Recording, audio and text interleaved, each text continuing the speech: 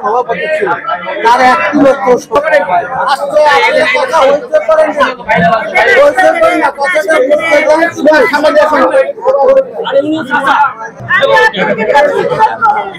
আমার ছেলেটা কষ্ট এই কষ্ট আমার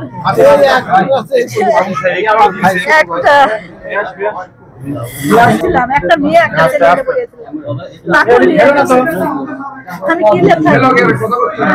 আমি কিনে থেকে আমার সোনা তুলে আছে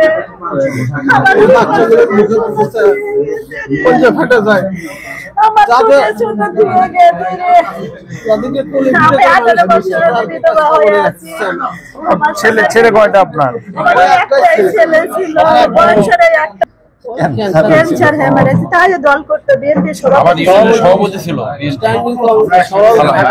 সভাপতি থাকাকালেই মারা গেছে আমার ছোট ভাই বাচ্চা দুটো বাবা বিএনপি করছে আমি করবো আমার জীবন দেওয়া লাগে আমি জীবন দিয়ে যাবো মা আমাকে এই কথাই করছে সব কোনদিন যেন আপনি যেন খারাপ করেন না মা আপনারা সোনা রে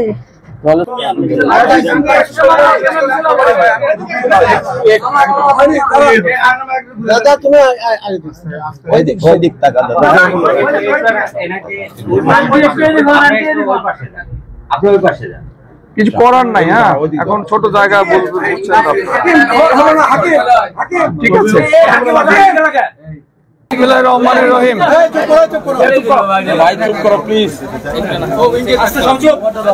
আমাদের বিএনপি নেতা যিনি এলাকার সভাপতি ছিলেন এক সময়, তারই পুত্র শোয়েব না যুবদল নেতা শোয়েব সরকার রাহুল, তাকে কিভাবে হত্যা করা হয়েছে আপনারা অবগত আছেন। আরো তথ্য প্রমাণ পাবেন সামনে।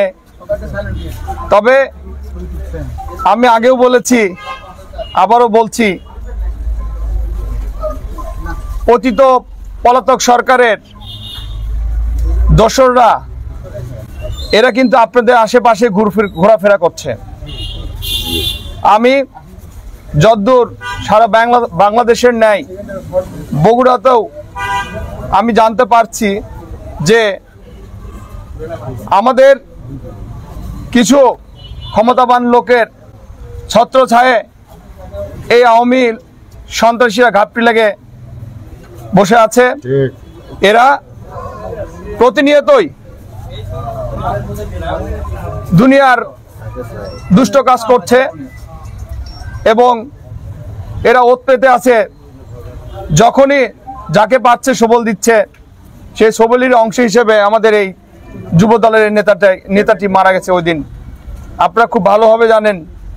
আমি এখানকার লোকাল প্রশাসন আছে, তাদেরকে অনুরোধ করব, আপনারা এই দোষরদের বিরুদ্ধে মামলা থাকা সত্ত্বেও আপনারা ধরছেন না, আপনারা তাদের আটক করছেন না বলেই আজকে এই যুবকের এই পরিণতি হয়েছে।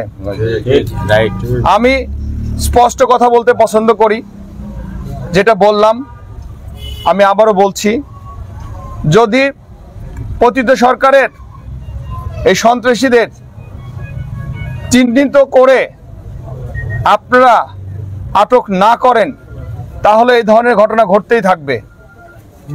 বিএনপি একটি শান্তিপ্রিয় দল, যে দলের নেতা আমাদের প্রিয় নেতা বগুড়ার কৃতি সন্তান জনাব তারেক রহমান এই ঘটনাটি শুনে উনি আমাকে বলেছেন তার পরিবারকে সান্ত্বনা দিতে। আমি তারই অংশ হিসেবে এখানে এসেছি।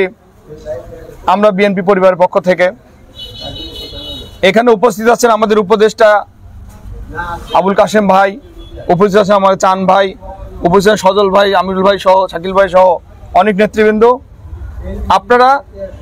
আপনাদের মাধ্যমে আমি আবারও আমার শেষ কথা বলে যাচ্ছি, প্রশাসনকে আপনারা দয়া করে যারা মামলার আসামি প্রকাশ্যে ঘোরাফেরা করছে এবং তারা যেসব সন্ত্রাসীরা এইসব হত্যাকাণ্ড এবং দুষ্ট কাজ করছে তাদেরকে অনতি বিলম্বেই আটক করুন, না হলে 24 আন্দোলনের মতো কিন্তু আরেকটি আন্দোলন আপনাদের বিরুদ্ধে হতে পারে।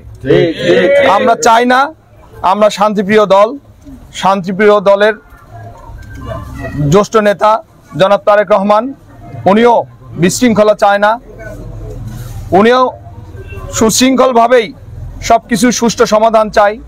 সেই সমাধানের অংশ হিসেবে আমি বলছি অচিরে অনতি বিলম্বে আপনারা 48 ঘন্টার মধ্যেই আপনারা এই সন্ত্রাসীদের আটক করে দৃষ্টান্ত স্থাপন করবেন এবং আমরা যেন বিএনপির যারা নেতাকর্মী আছি তারা যেন আপনাদের উপর খুশি থাকি এবং আপনাদেরকে যেন সবসময় হেল্প করতে পারি। যদি আপনারা আমাদেরকে হেল্প করেন তাহলে বিএনপির সমস্ত নেতাকর্মী আপনার প্রশাসনকে বলছে আপনাদের হেল্প করবে। আর সর্বশেষ আমি আবারও দোয়া চাচ্ছি জনাব তারেক রহমানের জন্য, উনি অচিরেই ফিরে আসবেন এবং আমাদের সাথে ওনার কাঁধে কাঁধ মিলিয়ে দেশ গড়ার জন্য সচেষ্ট হবেন। ইনশাআল্লাহ সবাই তার জন্য দোয়া করবেন। আল্লাহ হাফেজ।